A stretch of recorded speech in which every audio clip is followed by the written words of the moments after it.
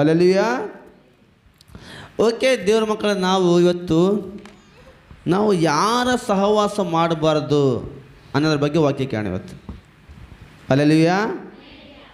ಏನು ಮಾಡಬಾರ್ದು ನಾವು? ಯಾರ ಸಹವಾಸ ನಮಗೆ ಇರಕೂಡ್ದು. ಇದು ಭಾಳ ಮುಖ್ಯ. ಓಕೆ, ಹೇಳ್ರಿ ನೋಡೋಣ, ಯಾರ್ಯಾರ ಸಹವಾಸ ನಾವು ಮಾಡಬಾರ್ದು.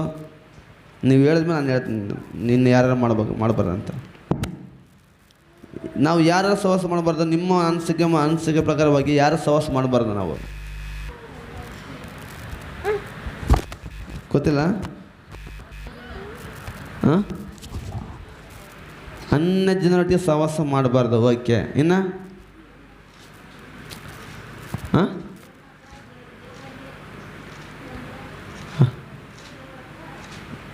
ಕರೆಕ್ಟಾಗಿ ಅದು ಒಳ್ಳೆಯದೇ.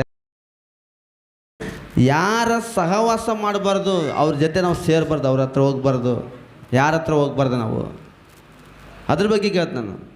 ಈಗ ತಿಮ್ಮಕ್ಕೆ ಅಂತ ಹೇಳ್ತಾನೆ, ಏನು ಹೇಳ್ತಾನೆ ಅವಾಗ, ನಾವು ಎಲ್ಲರ ಸಹವಾಸ ಬಿಟ್ಟು ಸುಮ್ಮನೆ ದೇವ್ರೊಟ್ಟಿಗೆ ಇರೋದು ಒಳ್ಳೇದಂತ ಹೇಳ್ತಾನೆ. ಹಲ್ಲೆಲೂಯಾ. ಯಾರ ಸಹವಾಸನೇ ಬೇಡ ನಮಗೆ. ಏನು ದೇವ್ರಾಯ್ತು ನಾವಾಯ್ತು ಅಷ್ಟೇ, ಇನ್ಯಾರು ಬೇಡ ನಮಗೆ. ಹಲ್ಲೆಲೂಯಾ. ಅದನ್ನೇ ಮಾಡ್ತಾಳೆ ಯಾವಲ್ಲ ಡೈಲಿ ಅದನ್ನೇ ಮಾಡೋದ. ಹಲ್ಲೆಲೂಯಾ.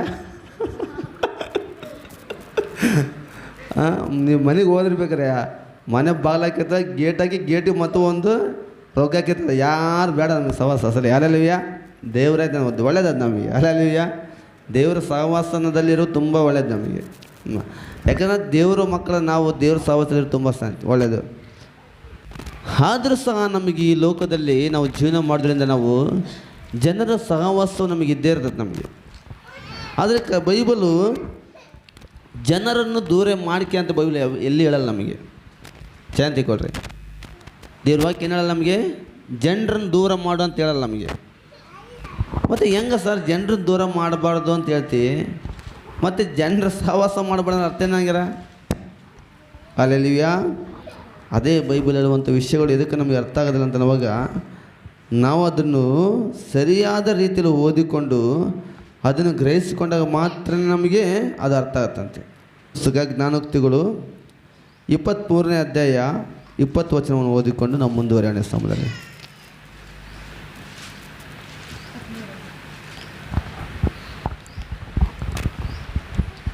ಕುಡುಕರಲ್ಲಿಯೂ ಅತಿ ಮಾಂಸ ಭಕ್ಷಕರಲ್ಲಿಯೂ ಸೇರದಿರು. ಸಾಕು, ಪ್ರಾರ್ಥಿಸೋಣ. ಹಾಲೆಲೂಯಾ. ಸ್ತೋತ್ರ. ಒಳ್ಳೆ ಸಮಯ ಕರ್ತನೆ ಎಸ್ಸಯ್ಯ, ಈ ಒಂದು ಒಳ್ಳೆಯ ಸಮಯಕ್ಕೆ ದೇವನಿಗೆ ಸ್ತೋತ್ರ ಮಾಡ್ತೀವಿ. ಸಮಯ ದೇವರೇ ಕರ್ತನೆ, ದೇವ ನಿನ್ನ ಕೃಪೆಯನ್ನು ತುಂಬಿಸು, ಬಲಪಡಿಸು, ನೀನು ಆಶೀರ್ವಾದ ಮಾಡಿ ದೇವನಿಗೆ ಸ್ತೋತ್ರ ಮಾಡ್ತೀವಿ. ಸಮಯ ದೇವ ಕರ್ತನೆ, ದೇವರೇ ನೀನೇ ನಿನ್ನ ಕೃಪೆಯನ್ನು ತುಂಬಿಸಿ ಬಲಪಡಿಸಬೇಕೆಂದು ಬಿಡಿಕೊಡ್ತೀವಿ ಕರ್ತನೆ. ದೇವರೇ ನಿನಗೆ ಅಸಾಧ್ಯವಾದ ಕಾರ್ಯಗಳು ಯಾವುದಿಲ್ಲ. ದೇವನಿಗೆ ಸ್ತೋತ್ರ ಮಾಡ್ತೀವಿ ಕರ್ತನೆ. ಎಸ್ಸಯ್ಯ ದೇವ ನೀನೇ ಅಪ್ಪ ಯೆಹೋವರಪ್ಪ, ನೀನೇ ಆರೋಗ್ಯದಾಯಕನು, ನೀನೇ ಸೌಖ್ಯದಾಯಕನು, ನೀನೇ ಘನ ವೈದ್ಯನ ಸಮಸ್ಯೆ ದೇವ ಕರ್ತನೆ.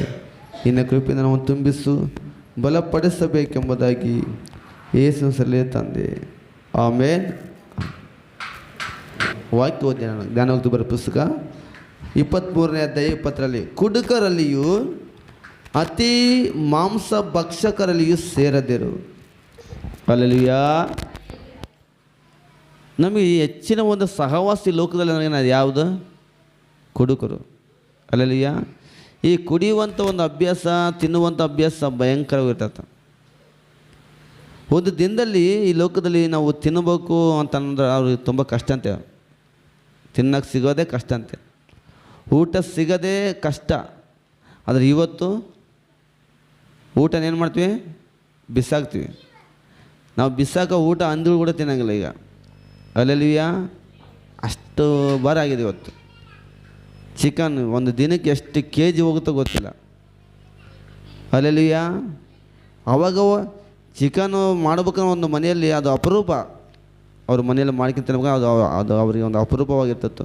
ಆದರೆ ಇವಾಗ ಊಟಕ್ಕೆ ಕೊರತೆನೇ ಇಲ್ಲ ಅಸಲು. ಈಗ ಕುಡಿಯೋದು, ತಿನ್ನೋದು, ಮಜಾ ಮಾಡೋದು, ಎಂಜಾಯ್ ಮಾಡೋದು, ಲೋಕಾನುಸಾರದ ಜೀವನವನ್ನು ನಾವು ಅಧಿಕವಾಗಿ ನೋಡ್ತೀವಿ.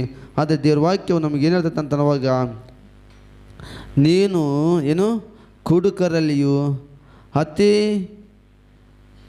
ಅತಿ ಮಾಂಸ ಭಕ್ಷಕರಲ್ಲಿಯೂ ನೀನು ಸೇರದಿರು. ಯಾಕೆ ನಾವು ಕುಡುಕರ ಸಹವಾಸ ನಮ್ಗೆ ಯಾಕೆ ಮಾಡಬಾರ್ದು?